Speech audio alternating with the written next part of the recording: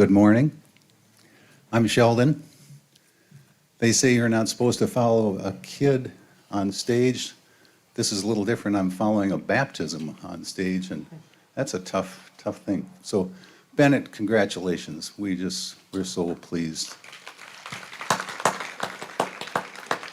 So I'm here with just a quick report from the building committee. And first I wanted to let you just know who's on the building committee. So it's Brenda Schmitz and Grant Miller and Pastor Roger and myself. Can you stand up so people can see you?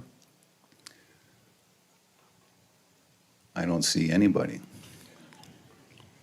There's Grant. Okay. Okay, so just a quick background. Earlier this year, we selected Kinghorn Builders as our design build contractor. And our team includes an architect whose name is Tom Morris. He's with HTG Architects in Eden Prairie. And the team of Kinghorn and Tom Morris have worked together on a few projects, quite a few churches. They've got some really good experience with similar sized churches and churches in this area. In fact, they're just finished up one just outside of Chaska. And one of the things that's really helpful is that they know the folks at Carver County because there's a lot of site permitting things that have to happen. And so we really feel that they're a great part of our team. We have developed a building floor plan, and if you've been around the church over the last several years, you've seen an earlier floor plan.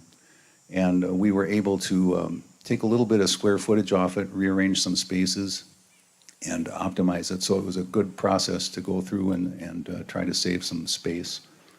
Our plan is pretty simple. It provides the spaces we need to do church. It's got a little extra capacity for growth. And we are experiencing growth right now, and we anticipate that we would continue, that God would continue to bring more people to Living Rock. But we have tried to keep the design only to what's necessary because we're going to be cost constrained too. So it's a balance. Our goal really has always been the same. We want to have a roof over our heads. We want to do ministry 7 days a week. We don't want to be fancy. We just want to be able to conduct church 7 days a week and have a home for this body. If you take a look, there's a table over there by Grant. It's got the preliminary floor plan. You can take a look and we'll answer questions after the service. And right now what we're doing is working on environmental stuff, site stuff. So there's county requirements that we have to meet. So we're in the permitting process for that. We do have a challenge right now, and that's the construction cost. The market right now is pretty crazy, and if you're related to construction, you've seen in the last year a lot of COVID-related pricing up and down. It's pretty crazy. Our estimate last year was that this project was going to be about $3 million, and right now, if we were to contract for it today, it'd probably be more like 3.6, which is a challenge for us. So what we're doing is we're continuing on with the planning and the permitting. But we're going to be watching the market pricing. And we'll decide whether we want to contract for the project this fall. But recognizing that there wouldn't be a lot of construction going on over the winter, we may choose to contract in the spring when pricing might be more favorable. We honestly don't know right now. And if anybody has that answer, please come and tell me right away. So the best thing we can do as a body is what we often do. We need to pray.